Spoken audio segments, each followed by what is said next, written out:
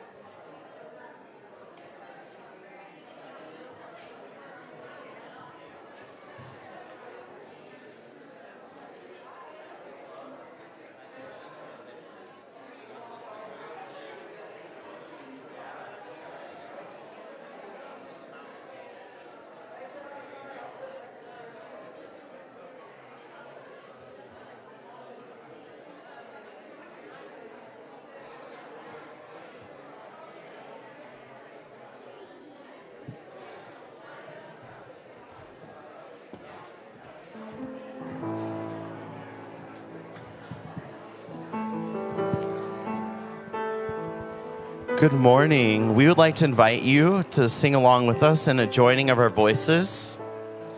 This is a tune called I Am Strong and Solid in My Body.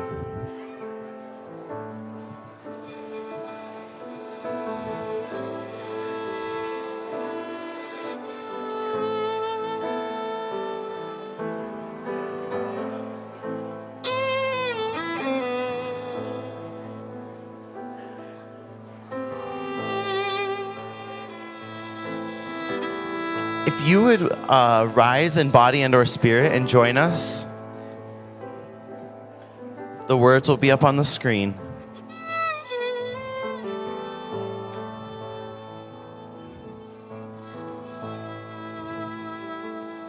I am strong and solid in my body. I am deep and open in my soul. I am fearless and bright in my true desire. I am strong and solid in my body. I am strong and solid in my body. I am deep and open in my soul. I am fearless and bright in my true desire. I am strong and solid in my body. I am strong and solid in my body. I am deep and open in my soul. I am fearless and bright in my true desire. I am strong and solid in my body. One more time. I am strong and solid in my body. I am deep and open in my soul. I am fearless and bright in my true desire. I am strong and solid in my body. I am strong. I am strong and solid in my body. Thank you.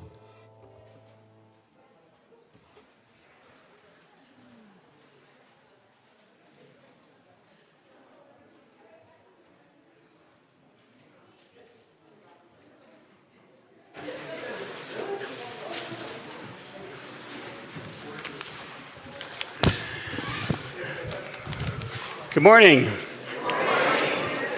My name is Ed Derringer. I'm on your board of trustees. You may have noticed that today and most of our Sundays are packed. We have pretty much a full church. So if anybody can help by moving towards the center, closing up those individual spaces so that it makes it easy for our people still coming in to find a seat readily, that'd be helpful. So move if you can now and able.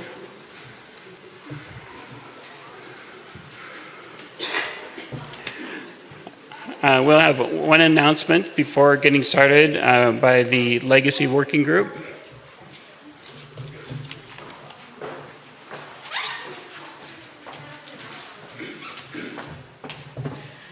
Good morning. I should say before I get started that I hope you'll excuse me for wearing these dark glasses in the sanctuary. I can assure you it's not a fashion statement to impress all my First Unitarian friends.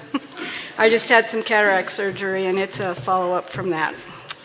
But anyway, I'm Kate Robbie and I'm the co-chair of the Legacy Working Group, and we're here to make a brief announcement and a reminder that you have on your radar screen the date of June 30th. But before I go into that detail, I would like to introduce the other members of the Legacy Working Group because I think it might be helpful in the long run to put some faces to the names from some of the written materials we put out in the past. So, I have Kathy Aguirre, who's my co-chair, Mike Cranmer, who is also a member of the Board of Trustees and our liaison from the Legacy Working Group to the board, and Nancy Crow, who many of you know is an estate planning attorney and has a lot of practical experience and legal knowledge about estate planning and legacy giving. So any of us would be available if and when you have any questions or would like to discuss this further. But the reason that we're making this announcement today is because probably many of you know that June 30th is the end of our church fiscal year. And we wanted to be sure that you also know that if you notify us, the Legacy Working Group, by June 30th, that you've named the church in your estate plan, then you automatically would become a founding member of First Unitarian Legacy Society. And if you have an interest in that, we wanted to let you know that you probably should get going on that sooner rather than later, because it's probably going to take longer than you think. And especially if you're going to be consulting with legal counsel or you think you might want to, you won't be their only client, so you want to get in the queue as soon as possible. But we'll be available at the opportunities table after the service today, hopefully to be able to answer any questions to get you started if you're interested or if you want to discuss anything related to it. And then we're also going to have an FAQ, frequently asked questions, memo on paper that if you're interested in having something in writing to take home with you to use as a resource, that'll be available. It's also been first announced as a link if you want to look at it electronically. And I did want to confirm that any information that you provide to us as a legacy donor would be kept confidential, except your name. We would like to have a list and recognize all the people who have become legacy donors. But if for some reason you want to remain anonymous or you want to keep that confidential as well, you can just let us know of your preference and we'll take care of that. But in the meantime, if you get your paperwork done, please let me know. You can either call me or email me so that I can get your name on the list of Legacy Society members. And I did, as a final thing, want to make it clear that you can become a legacy donor and become a member of our Legacy Society anytime, now or in the future. It's just if you have an interest or if you want to have the honor, or should I say bragging rights, of being a founding member of the Legacy Society, that you want to get it done by June 30th and let us know. So hope to hear from at least some of you before June 30th, and we'll be at the opportunities table if you want to chat afterwards. Thanks.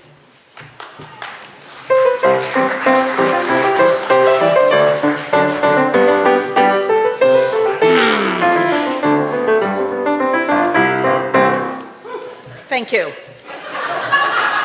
That was very spontaneous, but hey, that's what the Reverend Leah does. And ahoy there, First Unitarian mates. This is your final auction announcement, so listen up. Our annual auction, Sailing Together in Our Blue Boat Home, is this coming Saturday. It's really a 3-part event in one. Sounds like an interesting concept, a trinity. Some of you had good training. Okay, part 1 is online, going on now, perfect for our introverts, yes, we have a few, and our curmudgeons, you know who you are. And it ends Wednesday. That's your last chance. There's also a deadline to order dinner. That's Wednesday at noon. There will be no dinner tickets sold at the event. You can come without a dinner ticket, but you won't eat, except brownies, okay? It starts at 4:30, and that starts with the second part of the auction, the silent auction, starts at 4:30 on Saturday. That's also when the bar opens. And this will be, where you use, come on. This will be your chance to quietly and stealthily outbid other people. Perfect for the pirate types in our group. Then part 3, the live auction. It will be a real tsunami. I guarantee that this year's auctioneer is neither an introvert nor a curmudgeon. I'm waiting to see about the pirate part. So, don't miss the boat. Sign up today for the auction. If you haven't, you need to register.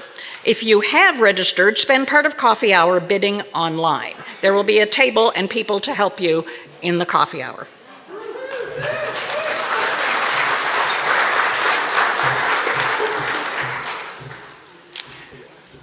Whoever you are, whoever you love, whether you carry joy or sorrow in your heart, you are welcome here.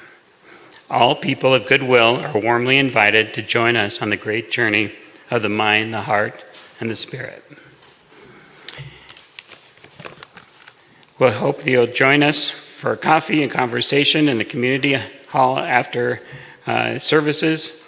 We would love to get to know you and answer any questions you might have. You can also visit our information table next to the exit room and next to the exit in the community room.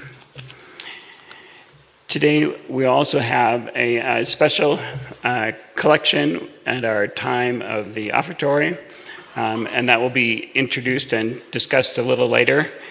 But it's good to know that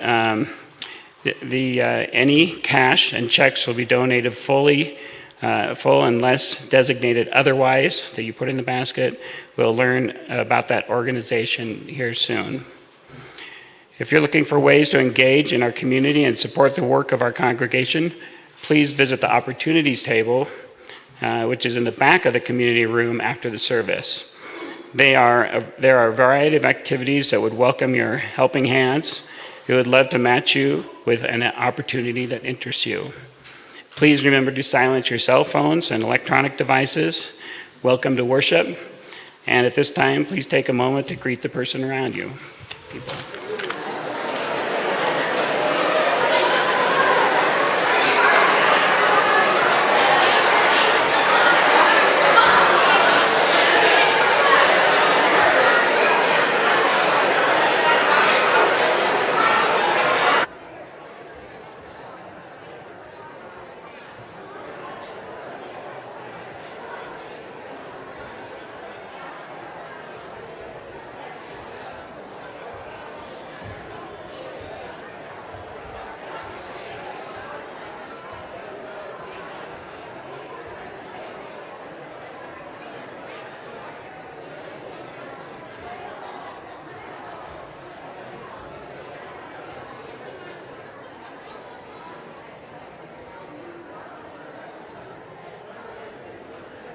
Good morning. Would you please join us in singing our welcome song?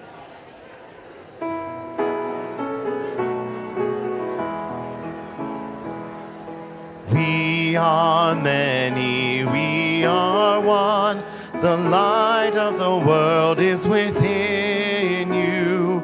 Sacred and worthy is your soul. A place has been made for you. Welcome.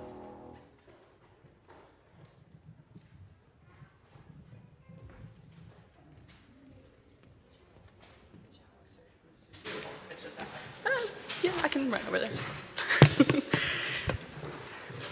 We are called to worship today with this thought from Danusha Lamaris. I've been thinking about the way when you walk down a crowded aisle, people pull in their legs to let you by. Or how strangers still say bless you when someone sneezes, a leftover from the bubonic plague. Don't die, we are saying. And sometimes when you spill lemons from your grocery bag, someone else will help you pick them up. Mostly, we don't want to harm each other. We want to be handed our cup of coffee hot and to say thank you to the person handing it, to smile at them and for them to smile back. For the waitress to call us honey when she sets down the bowl of clam chowder, and for the driver in the red pickup to let us pass. We have so little of each other now, so far from tribe and fire. Only these brief moments of exchange. What if they are the true dwelling of the holy, these fleeting temples we make together when we say, "Here, have my seat. Go ahead, you first. I like your hat."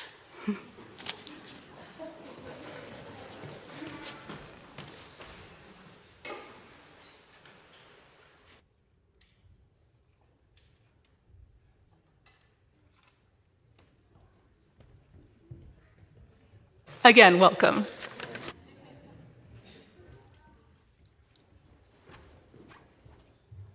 Good morning, everyone. Can you hear me?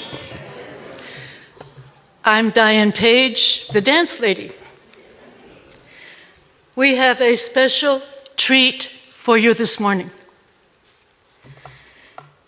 Today, the Parasol Arts Tango Dance Company will be performing with dancers Loretta Travaglia, Paula Kirkland, and Every Castillo. Music will be played by Leah Davis and violinist Sandra Wong. I first met Loretta Travaglia, the director of Parasol Arts, when I was teaching at the Colorado Ballet Academy, and she was, and still is, the ballet master of the company. During the pandemic, when all Colorado ballet dancers and musicians lost their jobs, I booked her tango company into a number of nursing homes for virtual paid performances. Recently, Leah Davis thanked the church for her new piano by giving a thank you concert. While I listened to her playing a piece by the Argentine tango composer Astor Piazzolla, I envisioned the Parasol Arts dancers dancing in my head, and I thought, these two ladies, Leah and Loretta, need to meet. And here they are. Enjoy the performance.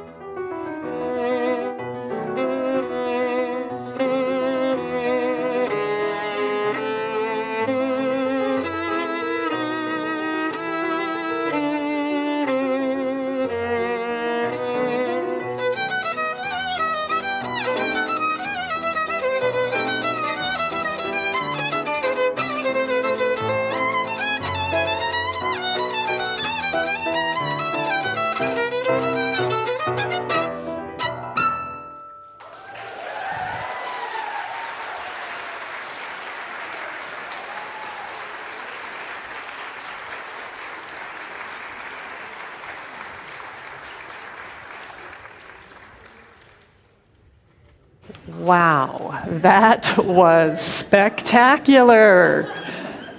Where are my friends? Come on down. I do have a book today, so I'm going to get you to scoot to this side so you can see the book, okay? Oh, I want to spin too. Yes, that made me want to dance. Yes. So friends, we're going to do something a little different today because of these amazing dancers. We are not going to get sung out today. Sad face. I know. But we're going to go back over to that area so we can see one more dance before we go, okay? So after we chat up here, we're going to go hang out with families again, see one more dance, and then we'll sneak out the back when no one's paying attention, okay? All right, we have been working on our shared values. I know. That's what makes it funny, Joaquin. All right, so we've been working on our shared values, which means these are things we think are important. What does this one stand for? Transformation. Equity. And guess what? What's next? The number 3. Show me 3 fingers together. And this is pluralism. Does anybody know what pluralism means? What do you think, Tessa? Maybe a lot of group people that believe in that. Ooh, very close. So there can be 3 people with 3 different beliefs about God and 3 different experiences, and we can all still go to the same church and we can all still get along. That is pluralism. All right, so I have a quick parts of a book about fitting in, because guess what? Here at this church, no matter what we believe, we fit in where Oliver fits. So I'm just going to read a little bit of it. Do you ever wonder where you fit? Could it be here or maybe over there? Oliver wondered too. So all the puzzle pieces look kind of similar, but look at Oliver down here. How's he different? He has more colors on him. He has more colors. What about his shape? Oh, wait. He's right here. Does he look like the other puzzle pieces? No, his shape is like... He's round. He's like a circle. Yeah. Ooh, that's a fun puzzle piece.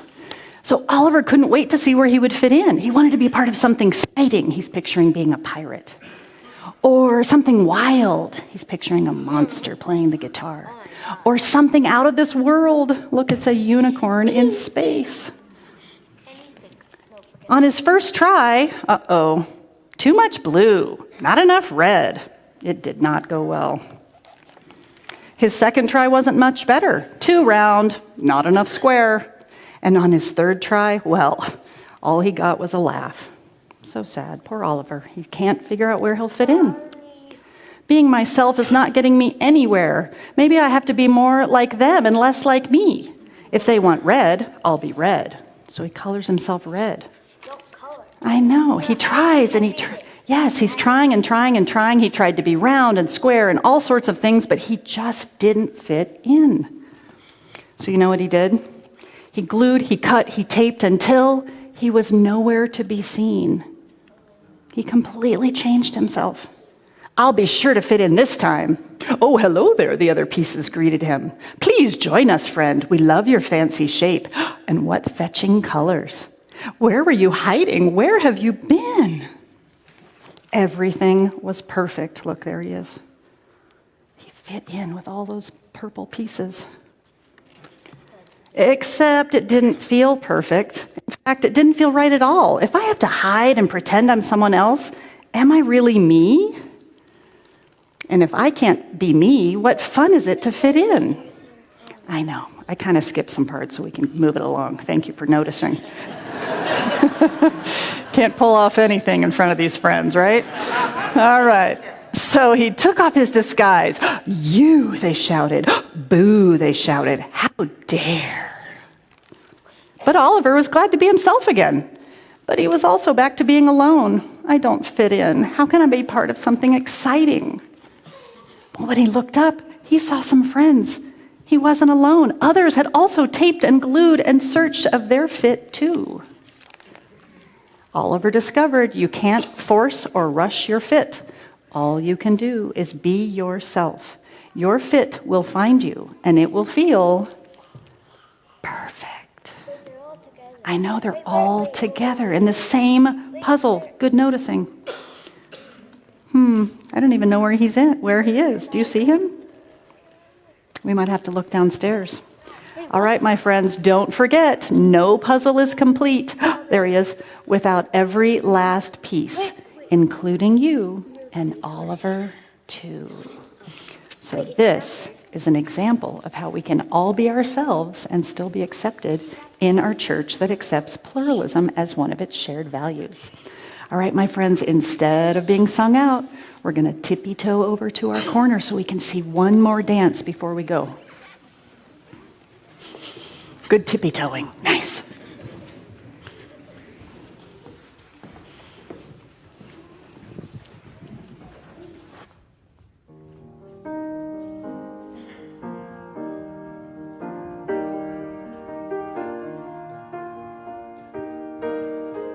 Would you rise in body and or spirit and join us in singing our next hymn, Wake Now My Senses.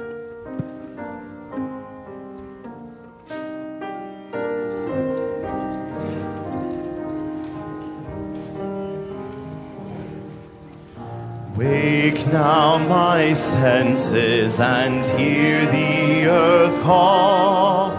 Feel the deep power of being in awe.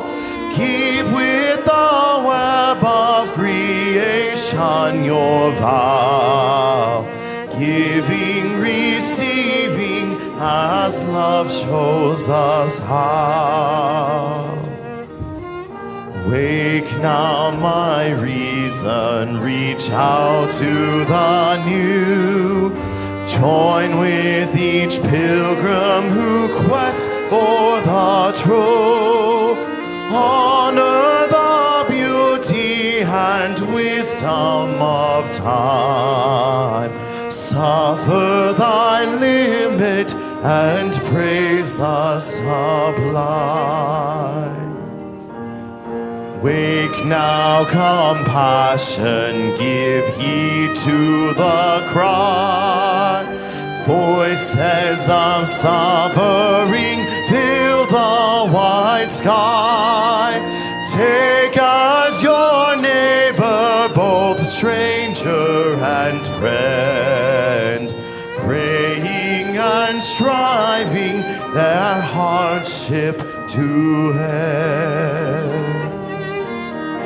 Wake now my vision of ministry clear. Brighten my pathway with radiance here. Mingle my calling with all who will share.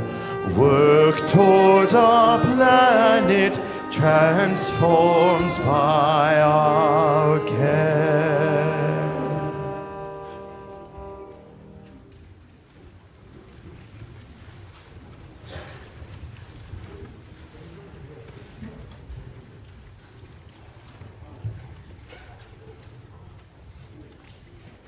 So our offering today is a really special one. I'm really proud and really glad we're going to be taking up an offering for Jeanette today.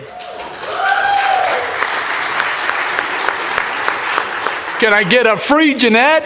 Free Jeanette! Yeah. So this offering this week, this is not going to be tax deductible, guys. This is a little bit different than our usual giving in action. Just know it's not going to be tax deductible, but it's a big freaking deal and very, very important. And here to talk about a little bit is a really respected, well-known community organizer and community activist, Victor Galvan.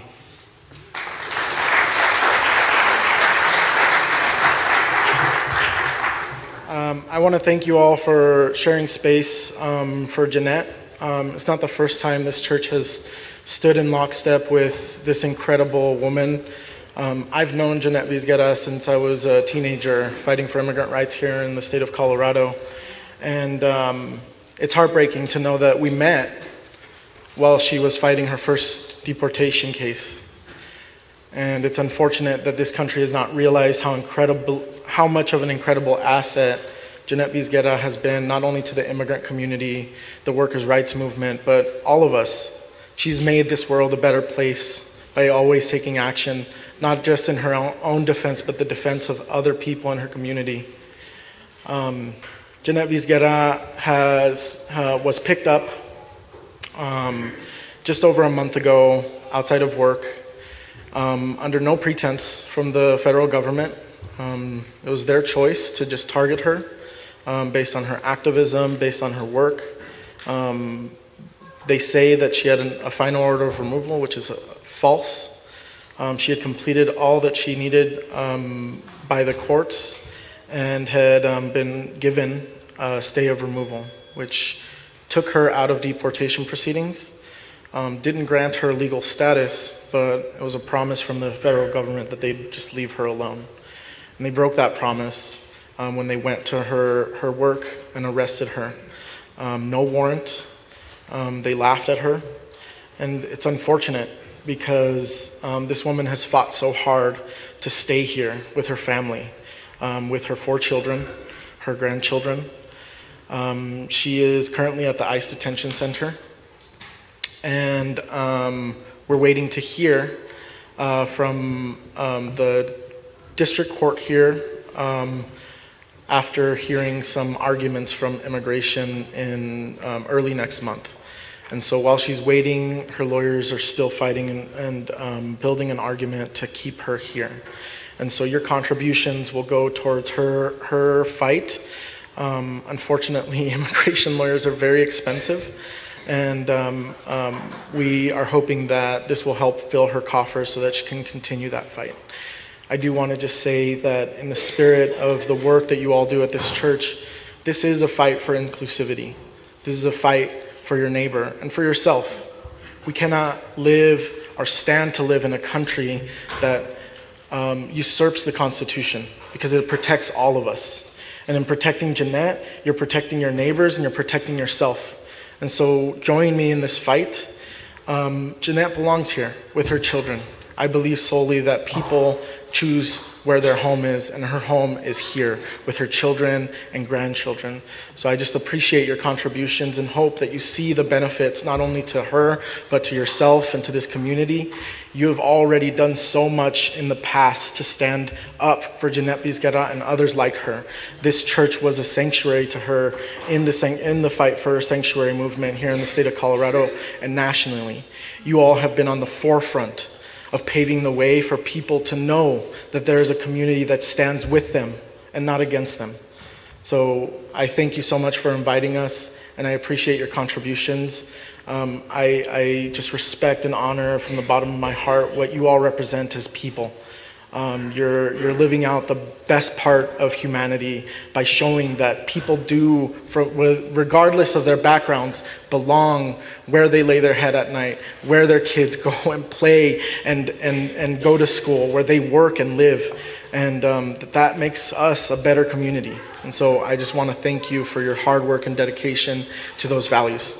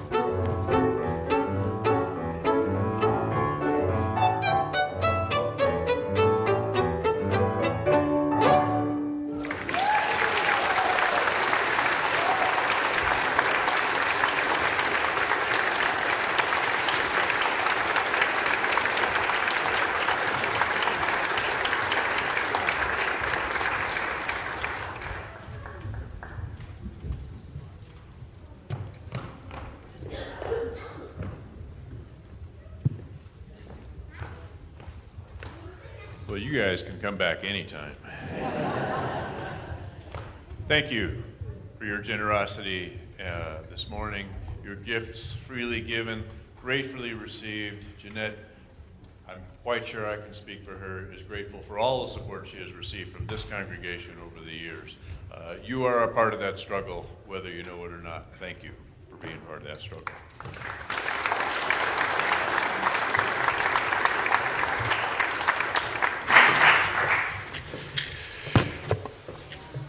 Before I do the prayer this morning, I want to just give a little reminder that we are having a community conversation after service this morning to discuss the possibility of adding a second service on Sunday mornings, and that's in response to the fact that this room nearly every Sunday is at or even sometimes beyond capacity.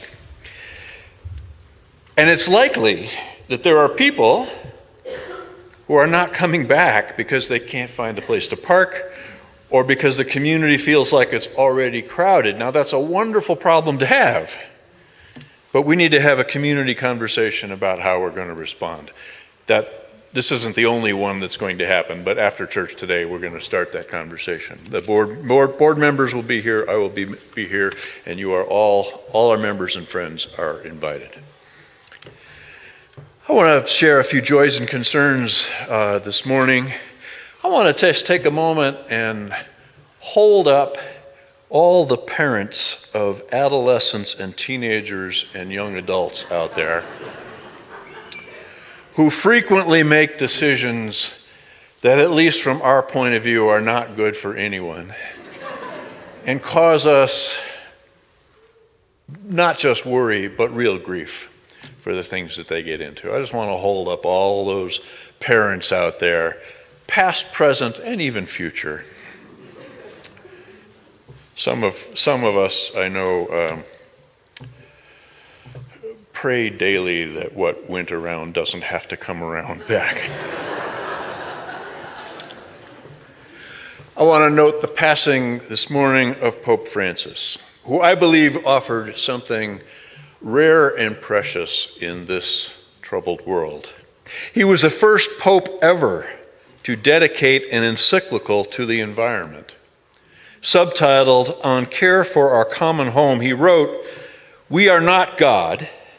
The earth was here before us and it has been given to us. The responsibility for God's earth means that human beings endowed with intelligence must respect the laws of nature and the delicate equilibria existing between the creatures of the world."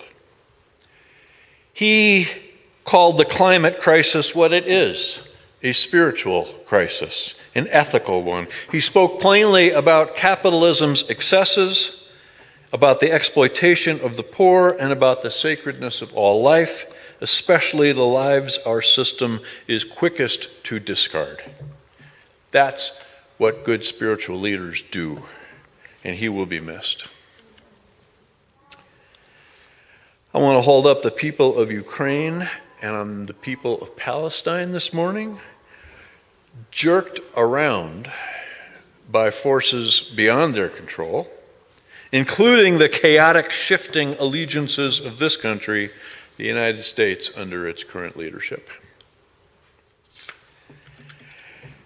And I want to hold up and be in solidarity this morning with all the immigrants here in this country from all over the world who are rightfully frightened for themselves, for their families, for their livelihoods, who thought until somewhat recently that there might at least be due processes for their cases to be lawfully considered, due process that this administration has decided to summarily ignore, even for 2-year-old children who are lawful citizens. May we and the world have mercy.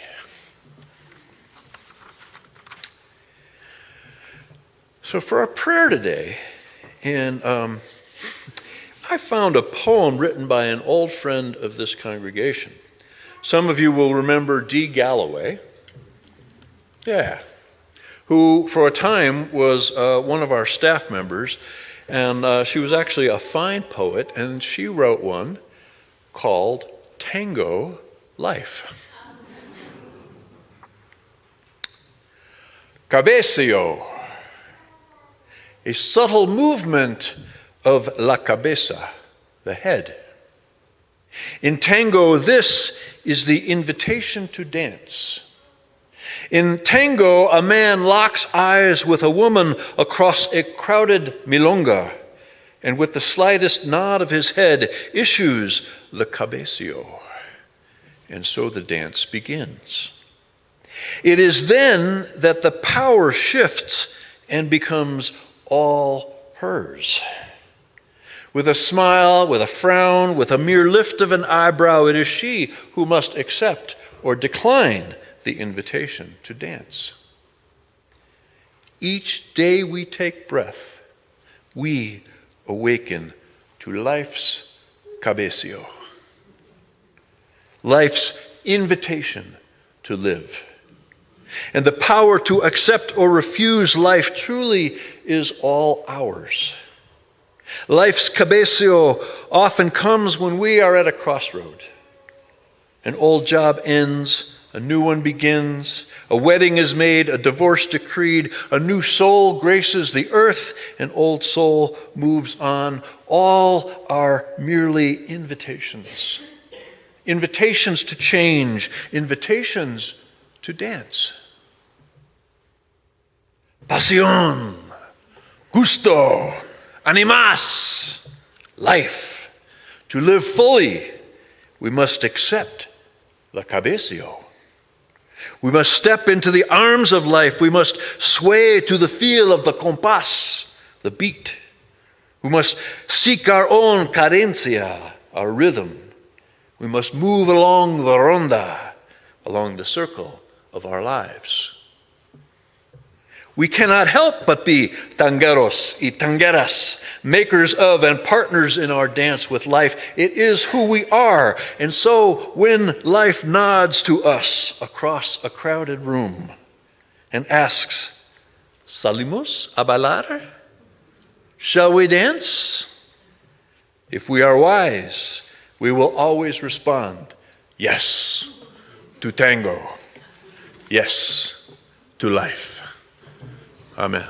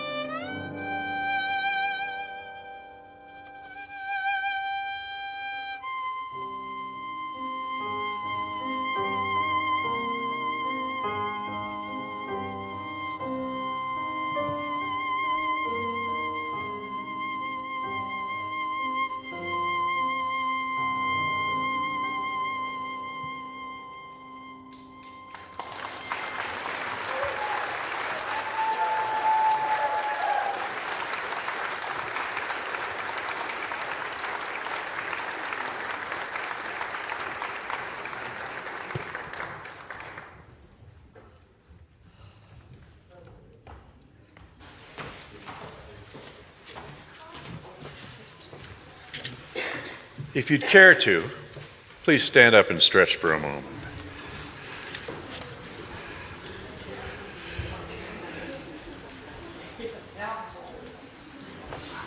And while you're standing, let me just let me thank not just our musicians and these wonderful dancers, but also Diane Page, without whom this would not have happened. So thank you.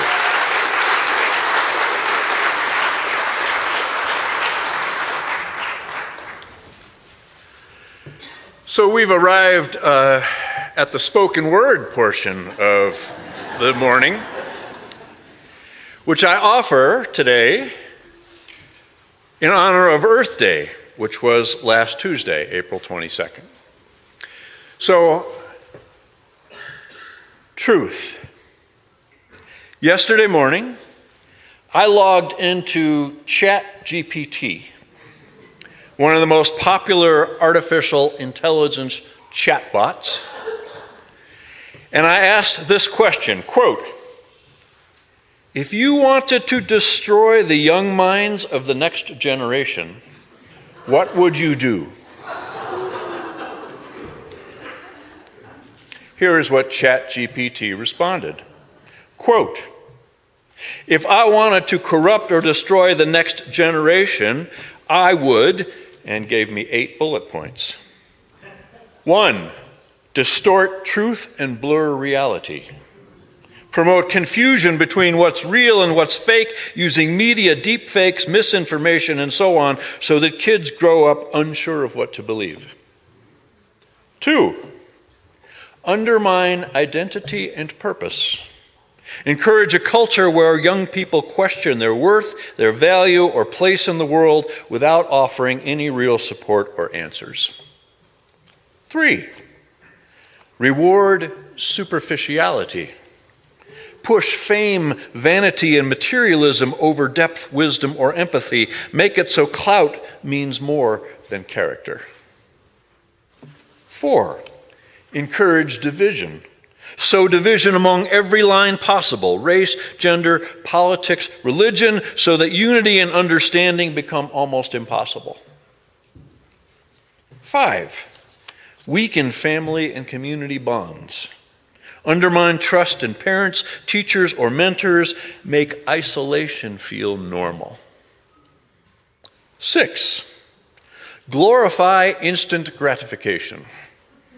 Diminish patience, discipline, and long-term thinking. Hook young minds on dopamine hits from social media, entertainment, substances, and the like.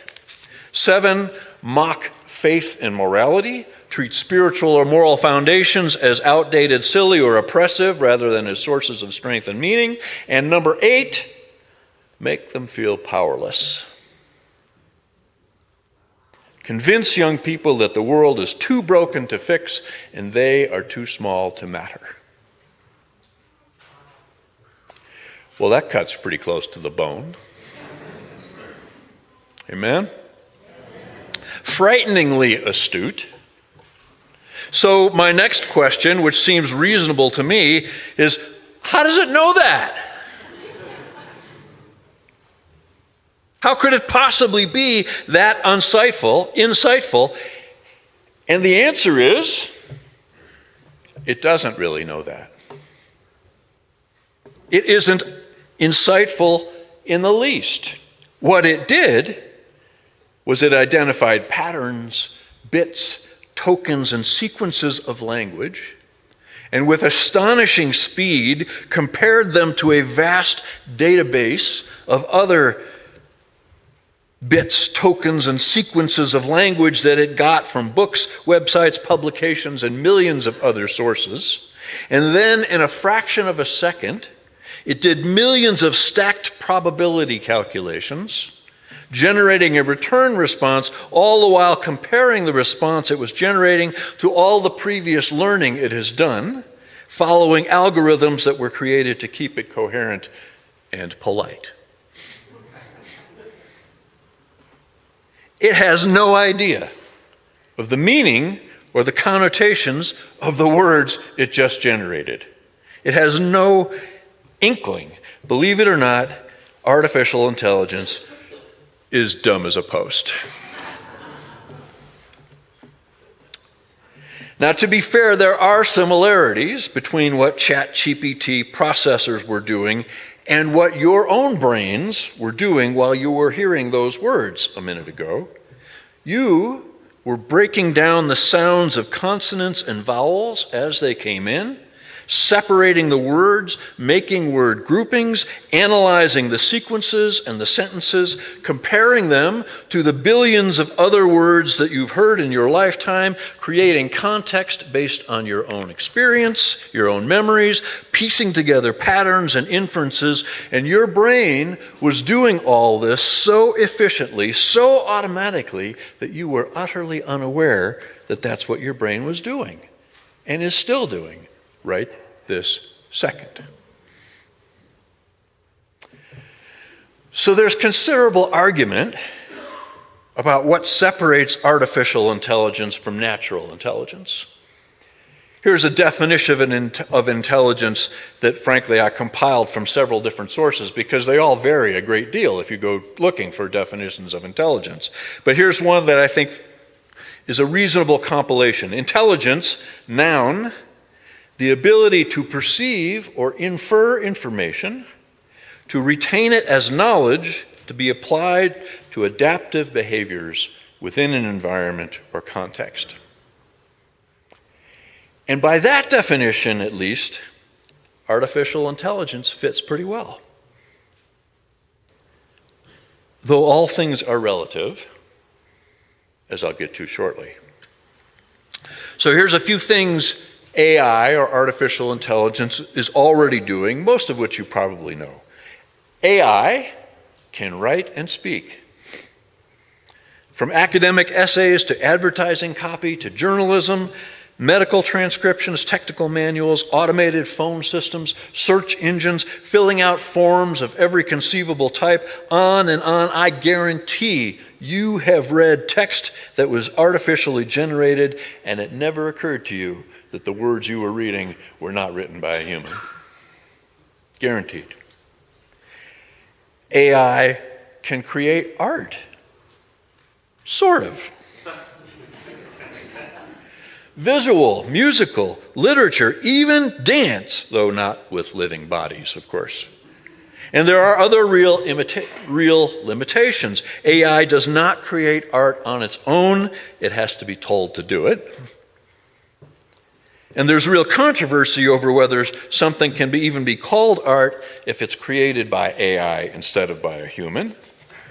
Nonetheless, I guarantee you have already seen and been influenced by words, music, stories, dance, or 100 other expressions that were generated by a computer instead of by a human. Guaranteed. AI learns from experience, just like, well, similar to how you and I do. A rough analogy is that when you were born, when you were a small baby, you first learned to roll over.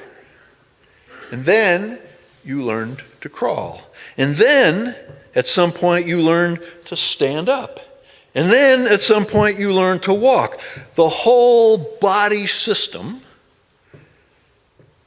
was trying things out, getting feedback, making adjustments, training the muscles and neural pathways that connect all your senses, your organs, your brain, and your musculoskeletal system.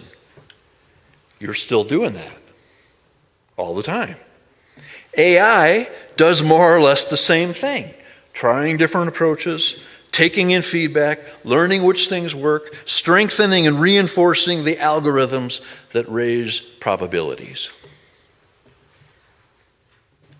The real gift of AI, at least for the moment, is detecting trends or patterns within data sets, which makes it really useful for things like diagnosing diseases, predicting weather patterns, identifying successful strategies in economics, population patterns, scientific inquiry, astrophysics, or any other field where data needs to be compiled and analyzed.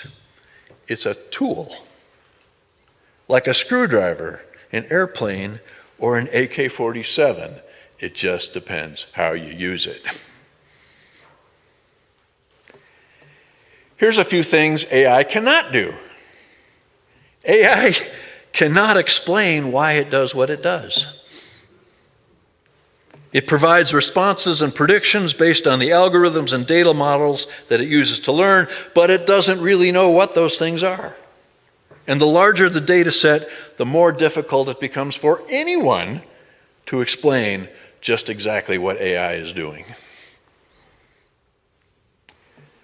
AI cannot make moral judgments of any kind.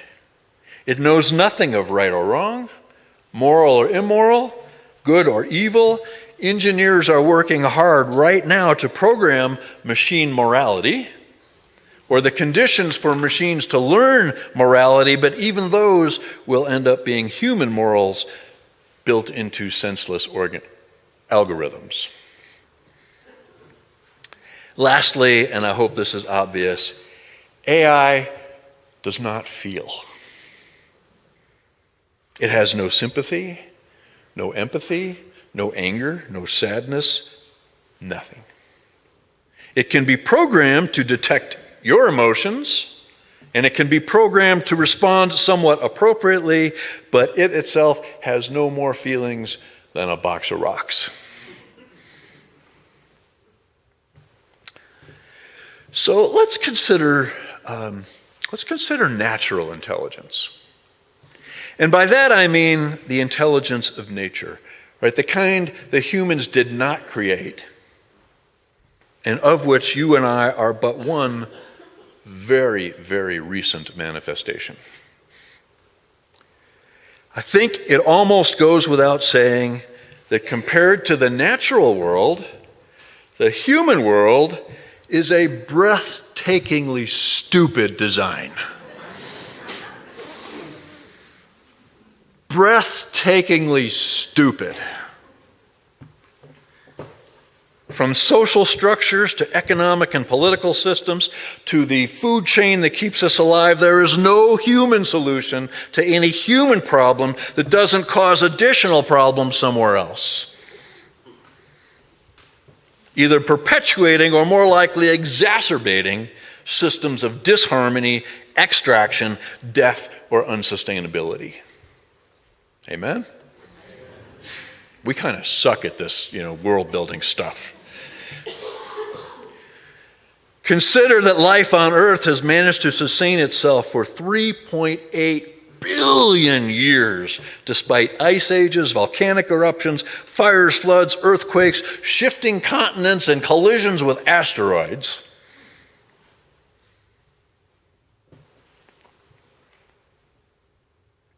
Always emerging more diverse, more complex, more interconnected. Yet we have managed in just a couple hundred years to self-initiate one of the greatest mass extinctions the Earth has ever seen. Over 100 years ago, Einstein pointed out, you can't solve problems of unsustainability by using the same thinking that created them.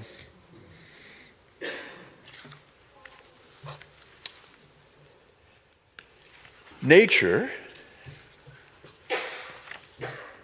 kind of like AI, has an operating system of sorts. And it's universal.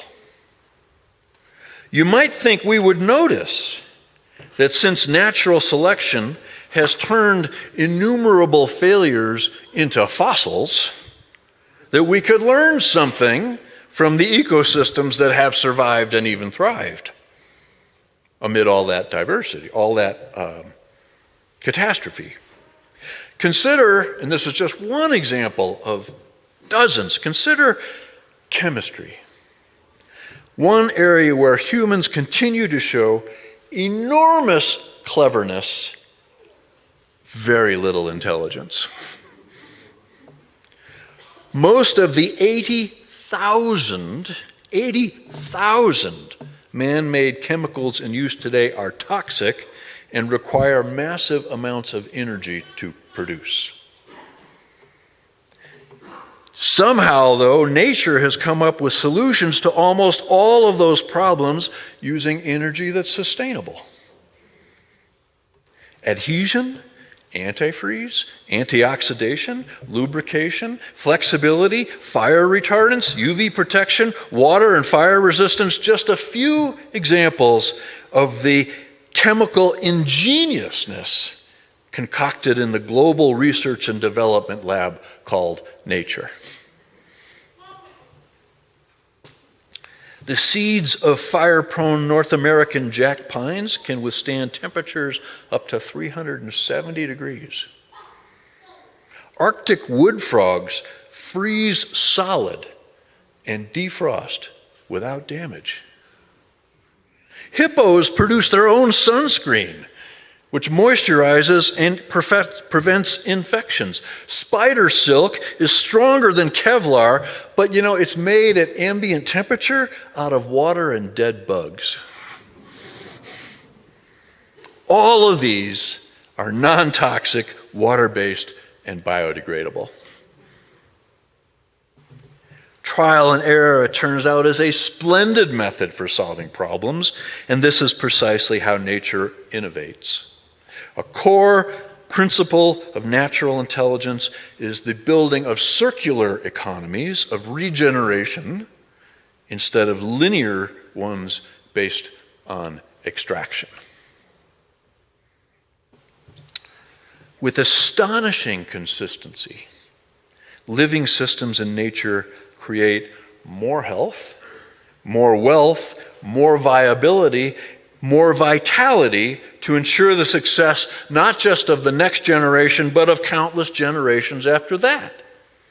Whales cool the climate. Mushrooms make rain. Wolves heal rivers. Termites green the desert. Foxes plant gardens. Plankton make clouds. Nature's investment strategies for long-term success are actually very simple. Think of it as an algorithm. Absorb, assemble, multiply, disassemble. Absorb, assemble, multiply, disassemble, over and over in a process that enriches the larger environment through symbiosis and cooperation. This is how natural intelligence works. Millions of unique designs, all devised for assembly and disassembly, always multifunctional. Feathers insulate, communicate, and improve lift. Noses breathe, read, and smell. Trees make oxygen, create shade and soil. They purify the air, clean the water, prevent erosion. Nothing serves only one purpose. Imagine the possibilities if we could learn to mirror the technologies, the algorithms of natural intelligence. Cool.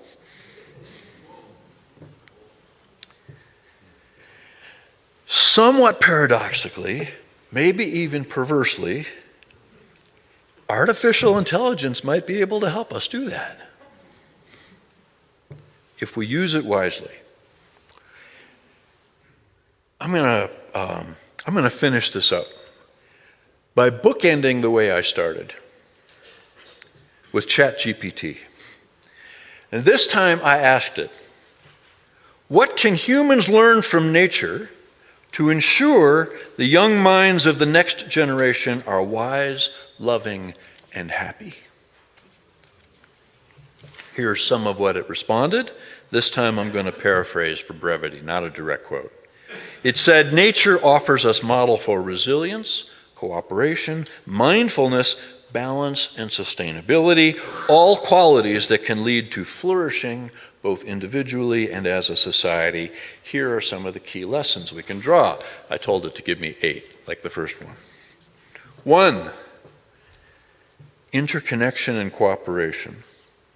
Everything in nature is interconnected. Plants, animals, ecosystems all rely on one another.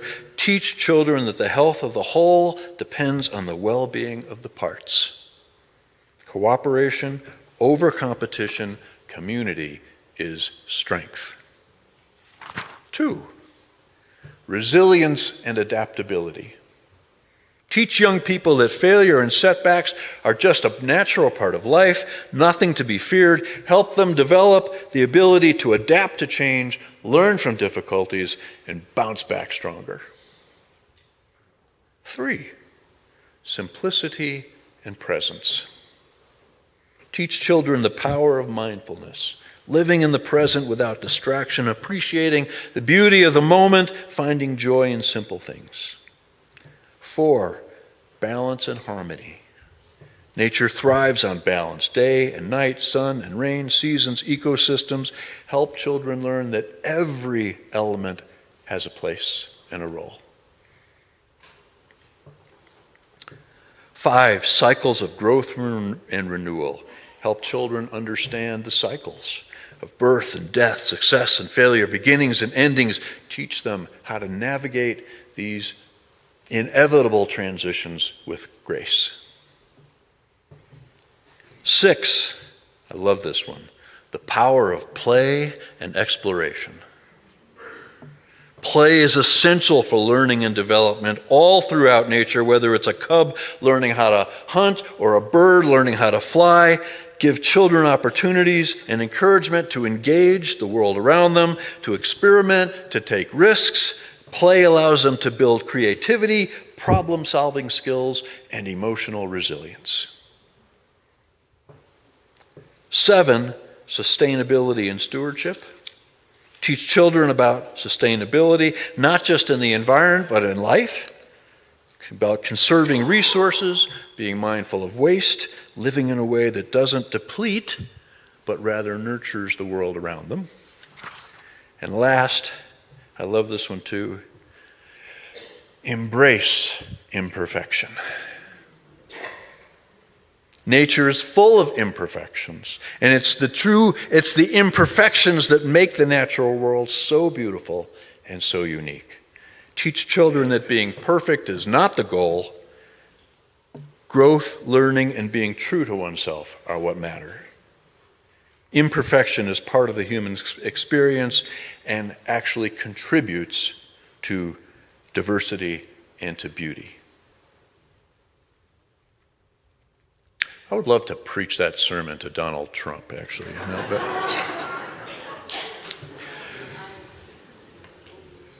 I'm suggesting,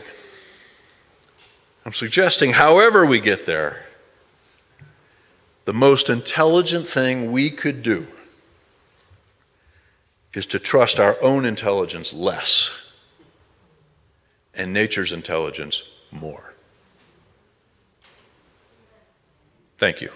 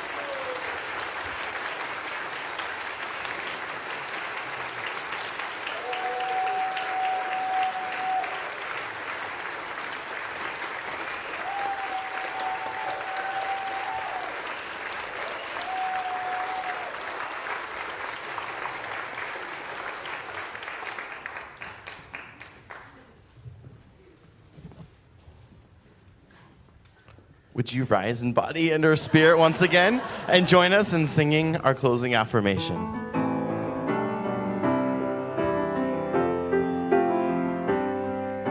Behind all our differences and despite our diversity, there is a unity that makes us one and binds us forever together throughout all time, through life and death, and the space between the stars, throughout all time, through life and death, and the space between the stars.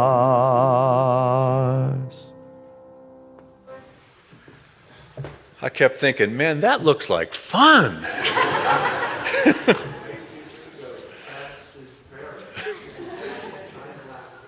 Friends, be noble, for you come from the stars. Be humble, for you are made of the earth. And be kind, for you belong to each other. Amen. Our service is ended. Go in peace.